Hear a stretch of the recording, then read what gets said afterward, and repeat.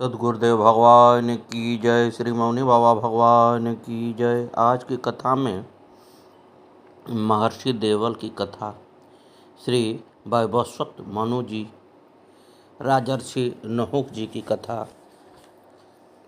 राजर्षि ययाति की कथा, महाराज दिलीप की कथा सुनाई जाएगी।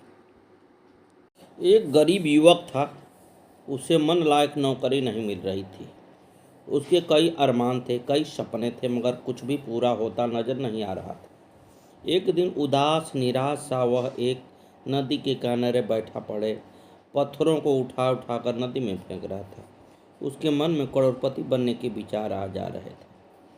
जब वह कंकड़ फेंकते फेंकते हाथ में आखिरी कंकड़ रह गया तो उसकी तंद्रा भंग हुई।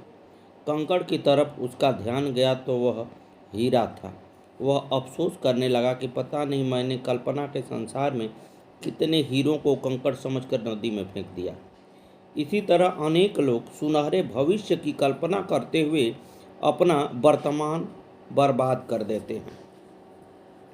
कथा में हम देखते हैं कि बहुत ढेर सारे लोग कथा को तो ज़रूर सुनते हैं, लेकिन बहुत कम लोग इसको लाइक करते हैं। महाराज, आपको लाइक करने में क्या खर्च लगता है?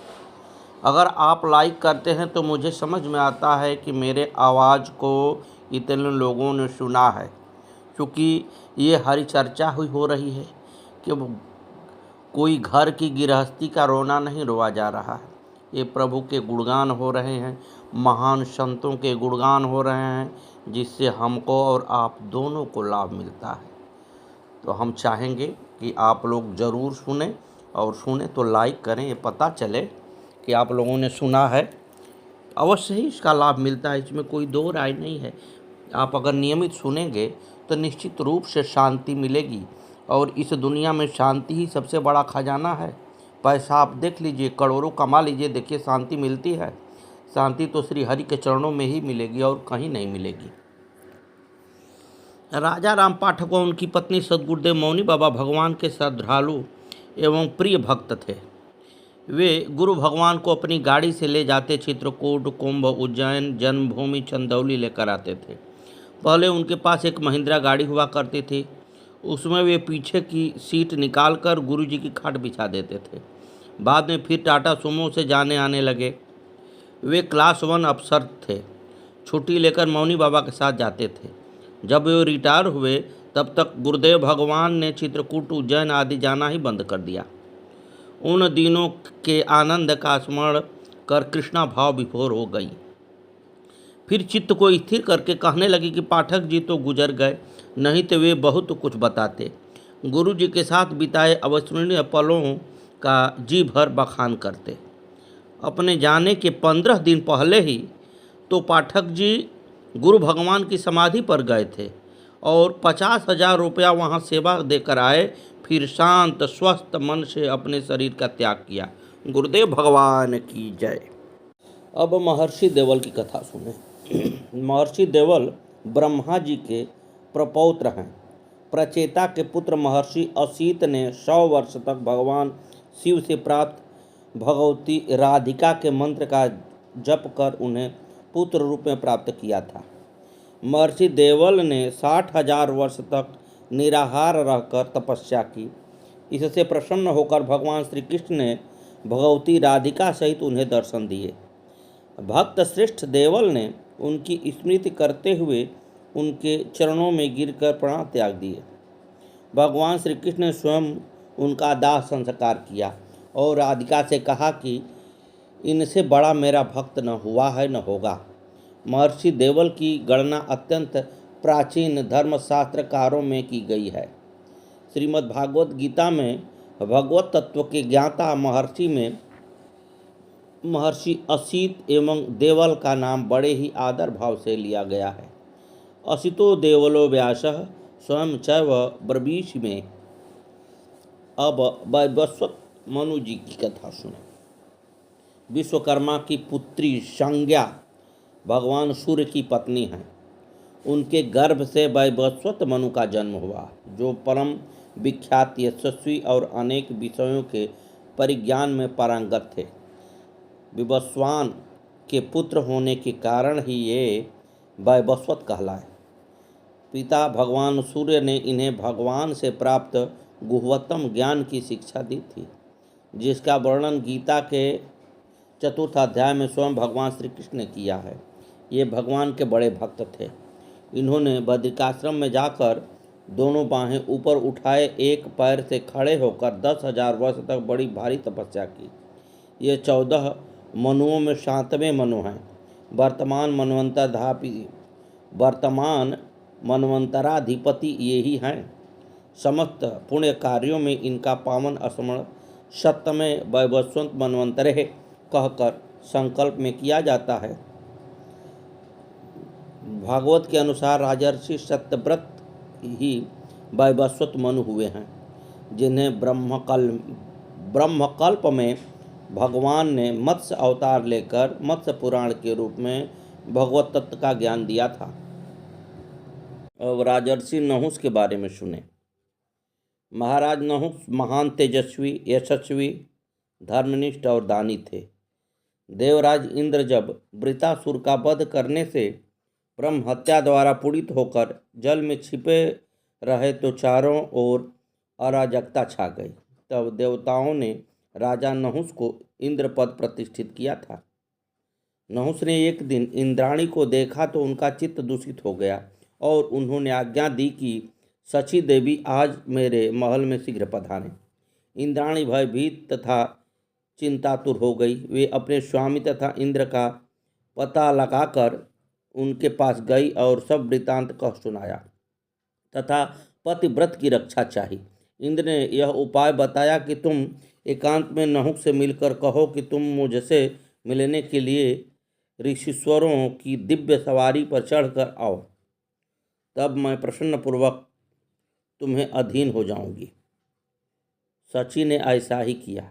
नहुस सहर्ष तैयार हो गया और देवर्षियों तथा महर्षियों से पालकी उठवाकर इंद्राणी के पास चले। नहुस सर्प सर्प अर्थात जल्दी चलो इस प्रकार कहकर ऋषियों को शासित कर रहा था, परंतु पालकी ढोने के अनभ्यस्त ऋषिगण धीरे धीरे ही चल रहे थे। क्रोधांध हो नहुस ने श्री अगस्त्य जी के सिर पर लात चलाई। श्री अगस्त्य जी ने शाप दे दिया कि तूने अधर्म से व्याप्त होकर मेरे सिर पर पैर की ठोकर मारी, अतः तू हत तेज होकर पृथ्वी पर गिर और 10,000 वर्ष तक अजगर बनकर रहा। नहु का काम का नाश उतर गया और अत्यंत दीन होकर मुनिश्रेष्ठ श्री अगस्त्य जी से प्रार्थना की कि प्रभु मेरे शाप का अंत नियत कर दीजिए। तब श्री अगस्त्य जी ने कहा कि जो तुम्हारे पूछे हुए प्रश्नों का उत्तर दे दे वही तुम्हें शाप से छुड़ा सकता है। राजन, जिसे तुम पकड़ लोगे वह बलवान से बलवान क्यों न हो, उसका भी धैर्य छूट जाएगा। तत्पश्चात राजा नहुस अजगर होकर पृथ्वी पर गिर पड़े। जब पांडव युग में हार कर वनवास कर रहे थे उस समय द्वैतवन में एक दिन भीमसेन नहुक की पकड़ में आ गए। लाख प्रयत्न करने पर भी महाबली भीम अपने को छुड़ाने में समर्थ नहीं हो सके। तब उनको खोजते खोजते धर्मराज युधिष्ठिर जी वहाँ पहुँचे।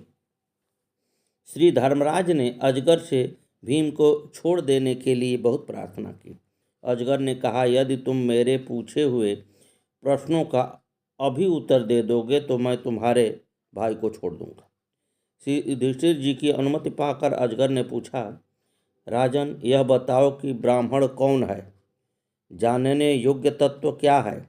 युधिष्ठिर जी ने कहा, नागराज, जिसमें सत्य, दान, क्षमा, सुशीलता, तपस्या और दया ये सद्गुण दिखाई देते हों वही ब्राह्मण कहलाता है, तथा जानने योग्य तत्व तो परम ब्रह्म ही कह गया है।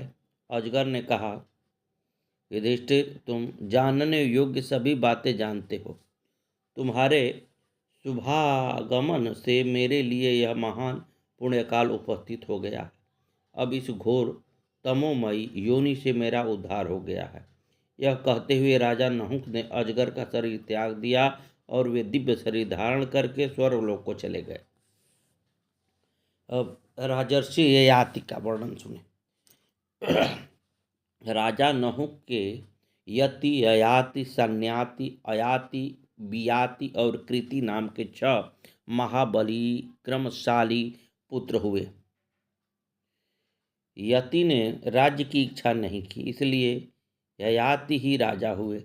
याति ने शुक्राचार्य जी की पुत्री देवयानी और वृकपर्वा की कन्या धर्मिष्ठा से विवाह किया था।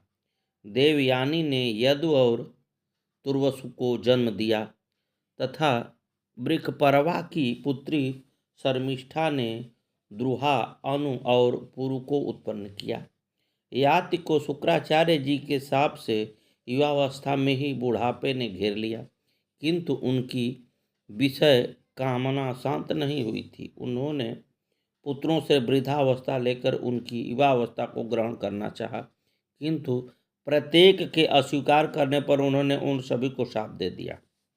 अंत में सबसे छोटे शमिष्ठा के पुत्र पुरु से भी वही बात कही तो उसने अति नम्रता और आदर के साथ पिता को प्रणाम करके आदरपूर्वक कहा, यह तो हमारे ऊपर आपका महान अनुग्रह है। ऐसा कहकर पुरु ने अपने पिता की वृद्धावस्था ग्रहण कर उन्हें अपनी युवावस्था दे दिया। राजा ययाति ने पुरु की युवावस्था लेकर समयानुसार प्राप्त हुए यथेच्छ विषयों को अपने उत्साह के अनुसार धर्मपूर्वक भोगा और अपनी प्रजा का भली प्रकार पालन किया। फिर शर्मिष्ठा और देवयानी के साथ विधिवत भोगों को भोगते हुए मैं कामनाओं का अंत कर दूंगा, ऐसा सोचते सोचते वे क्षुब्ध चित्त हो गए। अंत में उन्होंने इस प्रकार अपना उद्गार प्रकट किया, भोगों की तृष्णा उनके भोगों से कभी शांत नहीं होती, बल्कि घृताहुति से अग्नि के समान यह बढ़ती जाती है। संपूर्ण पृथ्वी में जितने भी धान्य, यव, सुवर्ण, पशु और स्त्रियां हैं, यह सब एक मनुष्य के लिए ही पर्याप्त नहीं है, इसलिए तृष्णा को सर्वथा त्याग देना चाहिए। जिस प्रकार कोई पुरुष किसी भी प्राणी के लिए पापमयी भावना नहीं करता, उस समय उस समदर्शी के लिए सभी दिशाएं सुखमयी हो जाती हैं। दुर्गतियों के लिए जो अत्यंत दुतज हैं तथा वृद्धावस्था में भी जो शिथिल नहीं होती, बुद्धिमान पुरुष उस तृष्णा को त्याग कर सुख से परिपूर्ण हो जाता है। अवस्था के जीर्ण होने पर केश और दांत तो जीर्ण हो जाते हैं, किंतु जीवन और धन की आशाएं उसके जीर्ण होने पर भी जीर्ण नहीं होती। बड़े दुख का विषय है, विषयों में आसक्त रहते हुए मुझे 1 सहस्त्र वर्ष बीत गया, फिर भी नित्य ही उसमें मेरी कामना होती है। अतः अब मैं इसे छोड़कर अपने चित्त को भगवान में स्थिर कर निद्वंद और निर्मम होकर वन में विचरूंगा। ऐसा कहकर राजा ययाति ने पुरु से अपनी वृद्धावस्था वापस लेकर उसकी युवावस्था लौटा दी, स्वयं वन को चले गए। अब आप सुने महाराज दिलीप का वर्णन। इक्ष्वाकु वंश में महाराज दिलीप बड़े ही प्रसिद्ध राजर्षि हो गए हैं। वे बड़े भक्त, धर्मात्मा, प्रजापालक राजा थे। चारों वर्ण उनके शासन से संतुष्ट थे। महाराज को सभी प्रकार के सुख थे, किंतु उनके कोई संतान नहीं थी। एक बार ये इसके लिए अपने कुलगुरु महर्षि वशिष्ठ जी के आश्रम में गए और अपने आने का कारण बताकर उनसे उपाय पूछा। महर्षि वशिष्ठ ने दिव्य दृष्टि से सब बातें समझ गए। राजन, आप एक बार देवासुर संग्राम में गए थे, वहाँ से लौटकर जब आप आ रहे थे तब रास्ते में आपकी सुर नंदिनी कामधेनु मिली। आपके सामने होने पर भी आपकी दृष्टि उन पर नहीं पड़ी, इसलिए आपने उन्हें प्रणाम नहीं किया। कामधेनु ने इसे अविनय समझकर आपको संतानहीन का शाप दे दिया। अतः अब आप गो सेवा करें, भगवान ने चाहा तो आपका मनोरथ शीघ्र पूरा होगा। गुरु जी की आज्ञा शिरोधार्य कर महाराज अपनी महारानियों के सहित गौओं की सेवा में लग गए। अनन्य गौ सेवा के प्रभाव से यथासमय उनको पुत्र उत्पन्न हुआ। वही बालक रघुकुल का प्रतिष्ठा बढ़ाने वाला रघु नाम से विख्यात हुआ। सद्गुरुदेव भगवान की जय। आगे की कथा कल।